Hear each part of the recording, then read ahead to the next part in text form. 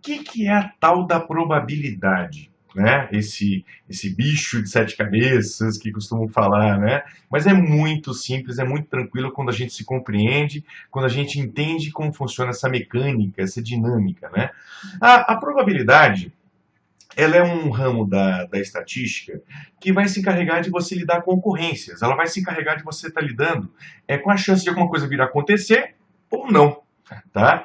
E, por exemplo, quando você joga na loteria, quando você quer fazer uma viagem, quer verificar como é que vai estar o tempo em um certo lugar, ou então você quer saber, por exemplo, ao comprar um produto numa loja, qual que é o tempo de garantia que você vai ter, você percebe, tá, que você acaba utilizando de alguma forma a chance, né, que aquele produto ele venha não atender a sua necessidade num período específico, ou então que você venha jogar, por exemplo, na loteria e você venha ganhar ou não, né? Se você faz, por exemplo, um investimento e você gostaria de verificar qual que é a chance que você tem de obter receita em um determinado período, né? Ou então, por exemplo, você vai fazer uma contratação de funcionários para sua empresa, alguma coisa assim. Você gostaria de saber, por exemplo, qual que é a quantidade de funcionários que você gostaria de contratar, de modo que atendesse uma certa demanda, qual é a chance disso acontecer, né? Atendendo a alguma expectativa futura e provavelmente, né? Então, a probabilidade nada mais vai ser do que você verificar um comparativo, tá? A gente dá um nome de probabilidade, grosso modo, né? É uma proporção em que você está comparando resultados, está comparando em cima de um referencial e você vai identificar qual que é a expectativa, né, de que ocorra o resultado que você deseja ou não, tá bom? Tá? Agora, só para vocês darem uma olhada nesse slide aqui, que eu montei para vocês aqui, é interessante a gente frisar, só para dar o início, né, da tal da probabilidade, é importante a gente frisar algumas palavras-chave que vão facilitar a nossa compreensão, inclusive desenvolver a nossa intuição para essa área. Vocês vão ver que é muito simples e não tem grandes dificuldades, gente. Quando você está lidando com probabilidade, é fundamental que você lide com o que a gente vai chamar de experimento. O que é experimento? É o foco do que você deseja trabalhar. Olha, eu gostaria de verificar carros no estacionamento, sei lá. Eu gostaria de identificar atendimento numa determinada loja. Eu gostaria de verificar o saldo que eu tenho em conta corrente. Eu estou verificando o trabalho com estocagem, com o centro de distribuição. Eu gostaria de verificar, por exemplo, produtos que estão entrando ou saindo. Ou seja, experimento significa o quê? É um ensaio, né? De modo que você possa verificar os resultados que podem acontecer com o que você está estudando. Tá bom? Só o nome, tá? Eu não precisa se ater a tantos detalhes. É só você guardar as ideias, conceitos. Isso vai facilitar muito o seu percurso daqui para frente, tá bom? Agora, resultado. Resultado significa você listar, né? O que pode acontecer com o que você está estudando.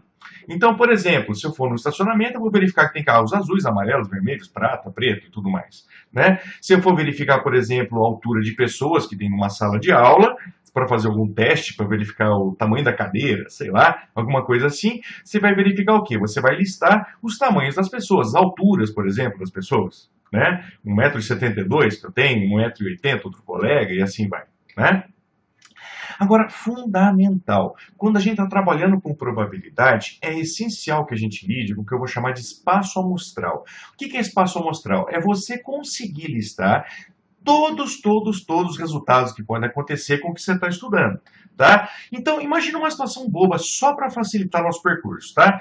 Imagina que, por exemplo, você jogou, sei lá, 3 moedas no chão, tá? Ou uma moeda 3 vezes, seria indiferente nesse exemplo, tá? Se você quisesse verificar quais são os resultados que podem acontecer ao jogar 3 moedas no chão uma única vez, você percebe que poderia acontecer a situação seguinte. Por exemplo, ao jogar no chão, for verificar, poderia acontecer de sair cara a cara a cara. Tá? Poderia, por exemplo, ao você listar, acontecer de você sair coroa, coroa, cara. Tá? Sair coroa, coroa, coroa. Ou seja, o que eu estou te dizendo? Quando você consegue listar todos os resultados que podem acontecer com o que você está estudando, você vai obter o que a gente vai chamar de espaço amostral. Essa vai ser a referência maior para a gente fazer o comparativo do que a gente vai chamar de probabilidade. É uma proporção, na realidade, né? Uma continha bem bobinha, tá bom? Nesse exemplo aqui que eu apresentei para vocês, vocês percebem que eu tenho 8 resultados possíveis. Por quê? Porque eu tenho uma moeda tem 2 lados, e eu estou lançando ela, por exemplo, no chão, 3 vezes. Então, 2 elevado ao cubo, 8. Só um comparativo, só para você compreender da onde surgiram esses valores. Lembrando que eu estou apresentando aqui, tá? Quais são os resultados e quantos são. Tá? No dia a dia, a gente vai se ater ao detalhe de verificar quantos são. Tá? Qual é a quantidade que me interessa para fazer um comparativo? Muitas vezes não dá para você listar os resultados. Por quê? Em função do tamanho da sua amostra, em função, por exemplo, do tamanho ou a complexidade do acesso às informações. Né? Mas, normalmente, o que é fundamental quando a gente está lidando com probabilidade é que você se apoie na quantidade que é a comparação que você vai fazer. Seria o seu espaço amostral, seria o seu comparativo principal. Tá? A sua referência maior, né? Agora é importante também, gente, quando a gente está lidando com probabilidade, e voltando a conceitos bem bobinhos, bem simplesinhos, só para fixar, a gente tem que se atentar para um detalhe que a gente vai chamar de evento. O que é evento? Evento, na realidade, nada mais é do que você buscar um ou mais resultados que são do seu interesse, dentre todos os resultados que podem acontecer. Tá? Então, se você deseja, por exemplo, só para ilustrar, imagina que você jogou sem aplicação, só para a gente compreender a mecânica do processo. Né? Imagina que você jogou, por exemplo, 2 dados no chão, tem um dado com 6 lados, por exemplo, tá? Um dado normal. Se você quiser verificar, por exemplo, ou te interessa num jogo que você está realizando, alguma coisa assim, que saia, por exemplo, lado 1 e 2, concorda comigo que a hora que eu vou conferir o resultado ali no meu dado, tá? Pode ser a situação em que ocorra 1 e 2, ou pode acontecer 2 e 1. Ou seja, dependendo da ordem como eu leio, como eu verifico o resultado, tá? Você percebe que eu posso ter uma dualidade, eu posso ter uma inversão de resultados, porque eu não fixei uma ordem. Né? Aí que começa a surgir as primeiras curiosidades, né, ligadas à probabilidade. Né? Evento é um nome que a gente dá quando a gente está buscando algo em particular, um resultado em particular, um resultado em foco em particular. Me interessa para ganhar o jogo que saia, por exemplo, 2 e 1. Ou seja, o que seria o meu evento? Se eu chamar, por exemplo, de uma letrinha A, só para denominar isso daqui, tá? Me interessaria que buscasse o resultado A, ou seja, sair 2 e 1, tanto faz a ordem, 1 e 2 no caso. Tá? Quando a gente está lidando com eventos, ou seja, algo que me interessa buscar dentre todas as possibilidades, todos os resultados que podem acontecer, tá? Eu posso denominar eventos de diversas formas. Uma das maneiras, gente, é o que a gente vai chamar de evento simples, quando eu estou buscando um único resultado. Vamos supor que eu tenha, por exemplo, um único dado e joguei no chão. Tá? Se eu for verificar a face para cima, se eu gostaria que, por exemplo, saísse o lado 3, só para ilustrar, tá? Eu estou buscando um único resultado dentre os 6 possíveis que tem para acontecer. Então, eu estaria buscando o que eu chamo de um evento simples. Se ao jogar, por exemplo, 2 dados no chão, como esse exemplo que eu passei para vocês agora há pouco, tá? Vocês vão reparar o quê? Que eu tenho 2 resultados, ou seja, mais do que um, então eu chamaria, por exemplo, de evento composto. Tá? Então você percebe que tem algumas formas de você classificar. No nosso cotidiano, né, no nosso dia a dia, você percebe que basicamente se apoia em cima deles. Ou eu obtenho um resultado, ou mais do que um. Né? Então, o que me interessa buscar num certo momento? Tá bom? Agora, quando a gente vai fazer o estudo envolvendo a probabilidade, obviamente a gente tem que mensurar resultados. Então a gente vai começar a compreender como é que funciona essa proporção, como é que funciona esse comparativo que a gente dá o nome de probabilidade, ou chance de ocorrência, né? Tá? Então, quando a gente faz o cálculo de probabilidade, a gente costuma denotar pela letrinha P, coloca o símbolo, né, o indicativo do que você deseja buscar, que eu vou chamar de evento, e você faz um comparativo entre casos que são interessantes, são favoráveis para você, e o seu resultado, né, o que você obteve, com o que a gente vai chamar de espaço amostral. Ao você fazer uma divisão, um comparativo, em que você está determinando uma divisão entre casos favoráveis e casos possíveis, você vai obter uma grandeza, vai obter um valor, e esse valor a gente vai denominar, tá, como sendo probabilidade. E esse resultado, tá, ele vai ser um número que normalmente vai ser representado em formato decimal, mas se você multiplicar por 100 para facilitar você compreender ou enxergar o que se passa, você vai obter o resultado em porcentagem. Tá bom? Então, olha que coisa simples, bem fácil de vocês guardarem, tá? E aí a gente já começa a brincar com os primeiros axiomas, né? Os primeiros limites e vantagens e desvantagens se lidar um pouquinho com probabilidade. Imagina uma situação boba, sem aplicação por enquanto. Imagina que a gente jogou, por exemplo, um dado no chão, tá? E a gente vai verificar, por exemplo, a face que está lá para cima, a face que está em cima dele. Qual que seria, tá, a probabilidade, qual seria a chance de, ao jogar um dado no chão, de que saísse um número par na face superior, na face que estava sendo mostrada para mim? Se eu denominar isso aqui como sendo um evento, chamei de um evento A, algo que me interessa buscar dentre todos os resultados que podem acontecer com o dado, tá? Você percebe o seguinte, quantos são os lados que são pares? São 3, 2, 4 e 6. De quantos resultados que podem acontecer ao jogar um dado no chão? 6 lados. Ou seja, você percebe que se eu fizer um comparativo 3 sobre 6, ou seja, 3 lados que me interessam de 6 possíveis, eu obtenho um resultado de meio. Isso aqui vai me dar 50%. Ou seja, eu tenho 50% de chance de, ao jogar um dado no chão, de que saia um lado par. Tá? Só para vocês começarem a compreender como funciona essa mecânica, extremamente simples. Agora, olha só uma outra situação bobinha, que vai envolver também, e vai começar a já dar um indicativo dos nossos primeiros axiomas, tá? Imagina o seguinte, imagina que você gostaria de, por exemplo, jogar um dado no chão, e você gostaria que saísse, por seu interesse, sua necessidade, um lado, por exemplo, menor ou igual a 6. Pensa comigo, gente, se eu joguei um dado no chão e gostaria que saísse um lado menor ou igual a 6, concorda comigo que todos os lados que eu tenho no dado, incluindo 6, tá, satisfazem o que eu estou buscando? Ou seja, eu teria 6 casos que são favoráveis de 6 possíveis. Se eu dividir 6 por 6, eu obtenho 1 ou 100%.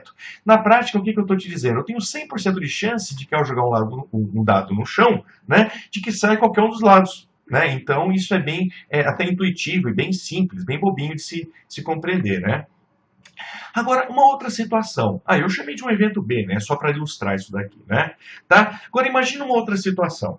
Imagina que, por exemplo, tá? Você gostaria de, ao jogar um dado no chão, que saísse um lado maior do que 6. Pelo amor de Deus, gente, existe algum lado, num dado de 6 lados, que seja maior do que 6? Não, impossível. Ou seja, quantos casos são favoráveis? Quantos casos atendem o que eu estou buscando? Atendem minha necessidade? 0. De um total de 6 lados que eu tenho para escolher. Ou seja, eu teria 0, né, como resultado, ou 0% de chance. Tá bom? Só para a gente começar a compreender um pouquinho essa mecânica. É extremamente simples, tá? Baixa a guarda que o negócio é fácil. Tá bom? Agora, olha uma situação boba, já começando a aplicar alguns conceitos, só para poder facilitar para a gente, tá bom? Considera um levantamento de idade de funcionários em que foi montada a seguinte tabela de distribuições, tá? Como aquela que vocês aprenderam a lidar no nosso módulo 1, módulo 2, em que vocês faziam uma representação de dados coletados, de modo que vocês conseguissem escrever, representar esses dados, tá? De uma forma breve, uma forma sucinta, para facilitar você buscar resultados e você te permitir uma primeira tomada de decisões, uma primeira análise ao você fazer a inserção de dados que foram coletados, né?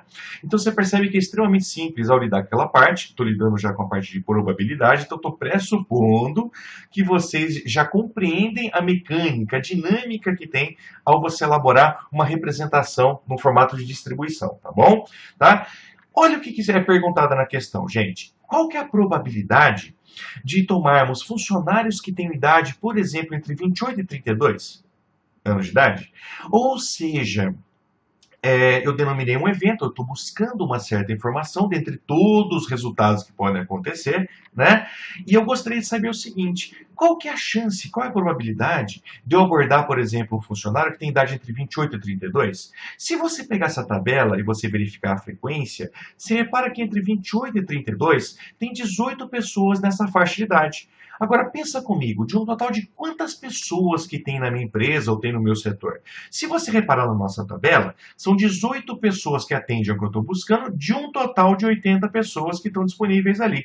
Se eu fizer um comparativo, se eu dividir 18 por 80, ou seja, 18 por 80, eu percebo que eu vou ter 22,5% de chance de abordar alguém que está nessa faixa de idade. Entre outras palavras, se eu quisesse, por exemplo, oferecer um curso de qualificação, uma bonificação ou algum tipo de atividade para pessoas que estão nessa faixa, eu teria 22% de chance de abordar alguém nessa faixa. Tá? Olha como começa a clarear de uma forma breve, uma forma bem leve, né, a nossa compreensão.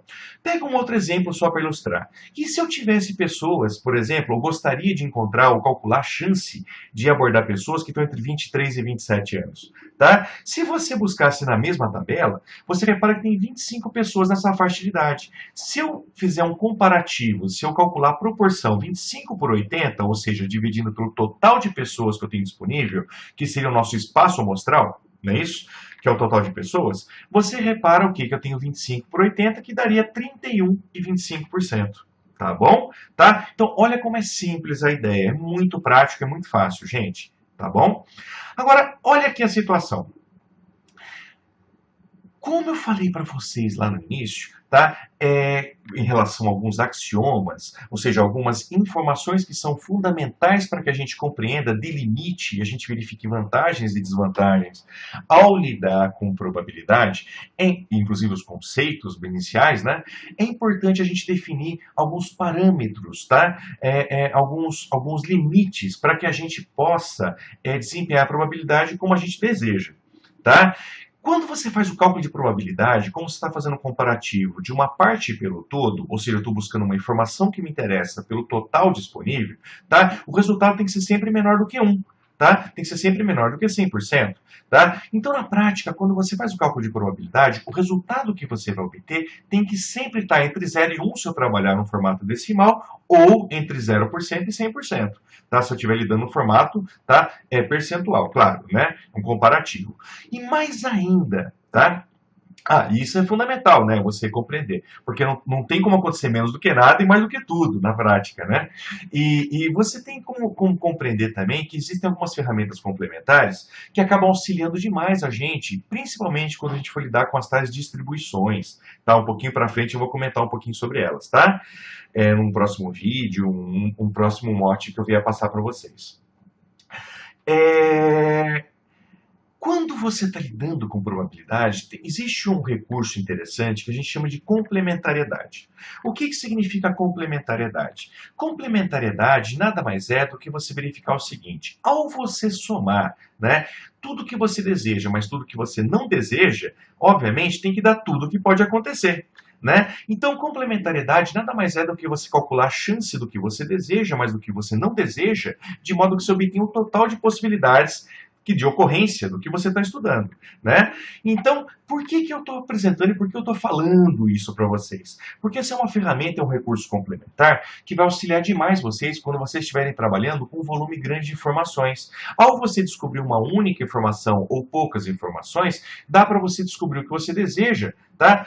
Simplesmente trabalhando com a diferença de 100%, ou seja, a complementariedade. A diferença do que você tem disponível, você desconta o que você não deseja e você obtém o que você deseja, né? Então é muito simples, inclusive até visualmente. Eu vou apresentar para vocês daqui a pouquinho, tá bom? Olha uma situação boba, só para a gente fixar, né? Esse conceito ligado à complementariedade, tá? Imagina uma situação. Imagina que você tem, por exemplo, um almoxarifado, tá? Bem simples, bem simplesinho. E você, por exemplo, só tem 5 tipos de peça para ilustrar. As peças do tipo A até o tipo E. Foi levantado, foi feito a contagem das peças que são disponibilizadas nesse almoxarifado e foi verificado que eu tenho 145 peças para o tipo A, para o tipo B, C, D e 102 para o tipo E. Totalizando 701 peças que eu tenho disponível lá. A pergunta que eu te faço é o seguinte: presta atenção que uma palavrinha vai mudar tudo, tá? Então um pouquinho de atenção e é muito fácil, vai facilitar muito a vida de vocês. Qual que é a probabilidade de não se escolher peças do tipo E, por exemplo? Tá? Se você prestar atenção nessa tabelinha que foi apresentada aqui, tá? Você repara o seguinte: me interessa qualquer outro tipo de peça, de modo que não seja do tipo E. Ou seja, qualquer peça do tipo A, B, C ou D atende o que eu estou buscando, atende a minha necessidade. Então, se eu percebo que o total de peças que eu tenho é esse daqui, ou seja, A, B, C, D e E, tá? Se eu simplesmente calcular a chance de identificar, né, as peças que eu não desejo, olha a palavrinha mágica, não desejo, tá? E eu excluir de 100% isso, na prática, o que acontece? Na prática, você percebe que se eu tirar de 100% o que eu não desejo, eu obtenho o que eu quero. Ou seja, eu obtenho qualquer peça do tipo A, B, C ou D. Entre outras palavras, tecla SAP.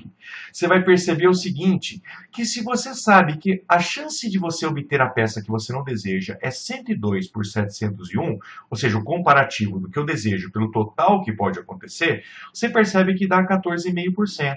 14,5% corresponde à chance de obter, tá, o que eu não quero. Não é isso? Ou seja, você vai perceber que 14,5% vai corresponder à chance de obter uma peça do tipo E.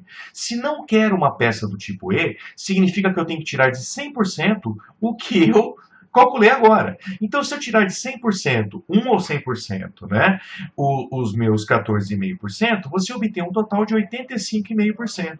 Entre outras palavras, a chance de obter uma peça que seria do tipo A, B, C ou D é de 85,5%. Ah, mas eu não percebi que eu poderia utilizar um evento complementar, por exemplo. Será que daria para calcular de uma outra forma? Será que daria para calcular de uma forma breve? Daria. Se você gostasse, se você não lembrasse, não se recordasse que você tem, por exemplo, essa condição, esse recurso, né, para te auxiliar, você poderia calcular as probabilidades simplesmente. Se eu não desejo escolher uma peça do tipo E, obviamente a peça ela pode ser do tipo A, B, C ou D. Se eu calcular a chance de que saia uma peça do tipo A, seria 145 em 701, ou seja, 145 em 701, como eu estou apresentando para vocês. Se você quisesse calcular a chance de obter uma peça do tipo B, seria 171 por 701. 171 por 701.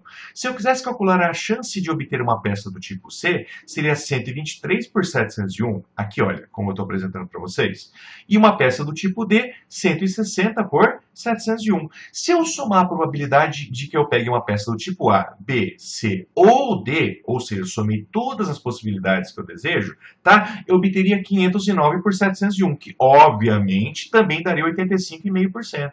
Entre outras palavras, quando você está utilizando, por exemplo, essa ferramenta, né, que eu costumo deixar como complemento e costumo informar e apresentar nas nossas discussões de módulo, né, como uma ferramenta a mais para poder facilitar o nosso percurso, você percebe que essa ferramenta ela começa a se tornar útil quando você deseja excluir, ou seja, não me interessa uma certa informação, eu desejo obter a chance de encontrar as demais. Então você percebe que se você tivesse uma tabela grande, um almoxarifado com 500 entradas, por exemplo, esse cálculo ia ser extremamente simples. Ou seja, ao tirar de 100% o que eu não desejo, eu obtenho o que eu quero, ao invés de fazer 499 cálculos aqui. Tá? Então você percebe que já se começa a complexificar o sentido de apresentar ferramentas que sejam mais úteis para a nossa necessidade.